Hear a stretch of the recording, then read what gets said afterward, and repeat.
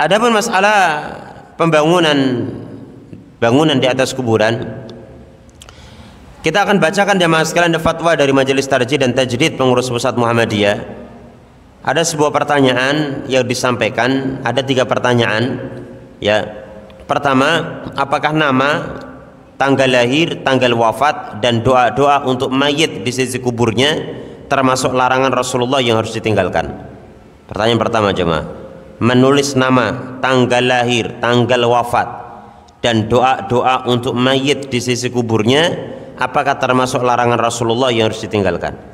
1. Yang kedua, apakah membina atau mengkeramik kubur termasuk atau tergolong mendirikan tembok-tembok di atas kubur sebagaimana yang dilarang oleh Rasulullah?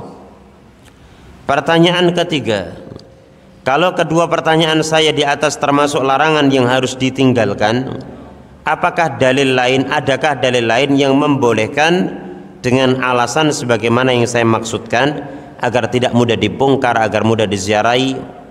Ini pertanyaan diajukan kepada ulama di Majelis Tarjih dan Tajdid Pengurus Pusat Muhammadiyah. Apa jawaban dari ulama Majelis Tarjih? Beliau mengatakan, atau para ulama di sana mengatakan, sebelum menjawab pertanyaan saudara, kami kutipkan lebih dahulu hadis-hadis yang berkenaan dengan kuburan.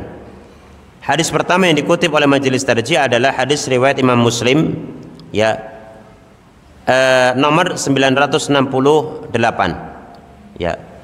An Sumamah bin Syufayy qala kunna ma'a Fadalah bin Ubaid bi ardir Rum birudis fatuwfiya sahibun lana fa'amara Fadalatu ibnu Ubaid biqabrihi fasuwiya thumma qala sami'tu Rasulullah sallallahu alaihi wasallam ya'muru bitaswiyatiha. Ya, diriwayatkan dari Sumamah bin Sufayya, ia berkata, kami bersama Fadalah bin Ubaid di negeri Rum, di Rusia, di Rudisia. Kemudian teman kami wafat. Lalu Fadalah bin Ubaid menyuruh menguburnya dan meratakannya. Kemudian dia berkata, saya mendengar Rasulullah SAW menyuruh supaya meratakannya. Meratakan apa cuma? Kuburan. An Jabir qala naha Rasulullah sallallahu alaihi wasallam ay yujassas al-qabru wa ay yuq'ada alaihi wa ay yubna alaihi. Ya, diriwayatkan dari Jabir, dia berkata, Rasulullah sallallahu alaihi wasallam melarang memplester kubur, mendudukinya dan mendirikan bangunan di atasnya. Hadis riwayat Imam Muslim nomor 970. Kembali Majelis Tarjih menyebutkan an Abi Hurairah qala qala Rasulullah sallallahu alaihi wasallam la yajlisanna ahadukum ala jamratin fatuhriqa siyabahu fatakhlusa ila jildihi khairun min ay yajlisa ala qabrin. Ya, diriwayatkan dari Abu Hurairah, ia berkata Rasulullah sallallahu alaihi wasallam bersabda, seseorang duduk di atas bara api hingga membakar bajunya dan mengelupas kulitnya adalah lebih baik daripada duduk di atas kubur. Ini perhatian kepada orang-orang yang ketika mengantarkan jenazah ke makam suka duduk di atas kubur. Lebih baik dia duduk di atas bara api hingga membakar bajunya dan kulitnya mengelupas daripada dia duduk di atas kubur. Ya, penjelasan. Ya, ulama Majelis Tarjih berkata, hadis pertama yang diriwayatkan oleh Sumamah memerintahkan agar semua kubur diratakan dengan tanah, tidak boleh lebih tinggi dari tanah di sekitarnya.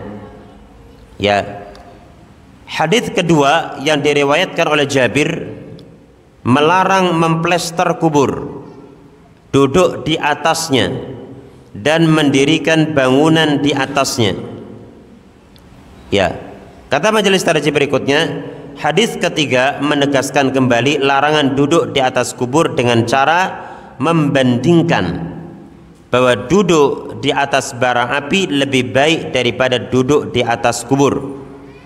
Ini memberikan pengertian bahwa duduk di atas kubur dosanya sangat besar. Ya, di samping larangan mendirikan bangunan di atasnya atau menambah tanah agar lebih tinggi, atau memplester kubur, juga dilarang menulis dengan tulisan apa saja di atas kubur, sebagaimana diungkapkan dalam sebuah hadis, an Jabir qala naha Rasulullah sallallahu alaihi wasallam ayyubna 'alal qabri aw yuzada 'alai ayujassas. Zada Sulaiman ibn Musa aw yuktaba 'alaihi. Diriwayatkan dari Jabir, ia berkata Rasulullah sallallahu alaihi wasallam melarang dibangun suatu bangunan di atas kubur, ya, atau ditambah tanahnya atau diplester. Sulaiman bin Musa menambah atau ditulis di atasnya. Hadis riwayat Imam An-Nasai dalam kitab Al-Janaiz. Kata majelis tarjih, sebagian besar ulama berpendapat bahwa larangan tersebut menunjukkan kepada tahrim alias keharaman, menunjukkan dengan alasan untuk saddud dzari'ah. Kenapa itu dikatakan haram jamaah melakukan tadi semuanya? Ya, alasannya saddud dzari'ah, menutup jalan perbuatan dosa, dan juga untuk menarik kemaslahatan dan menolak mafsadat berupa kerusakan akidah.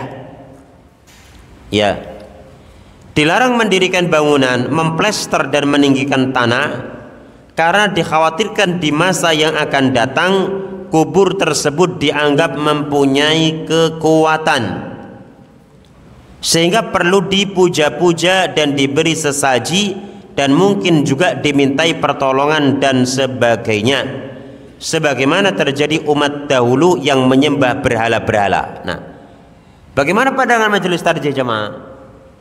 Berarti dibangunnya kuburan itu menjadi salah satu sebab terjadinya apa? Kesyirikan. Ya, apa yang disampaikan Syekh Shalih Al-Fauzan dalam kitab ini sama dengan yang disampaikan majelis tarjih dalam fatwa tarjihnya. Ya, maka masalah pembangunan kuburan, ya, bagi Muhammadiyah ya, itu bukan persoalan-persoalan yang sifatnya remeh, Pak. Ya, ini dikhawatirkan nanti akan menjadi sebab disembahnya kuburan tersebut. Gitu. Nah, kata majelis tadi, sebenarnya nenek moyang mereka hanya berniat untuk peringatan saja, lalu mendirikan patung-patung.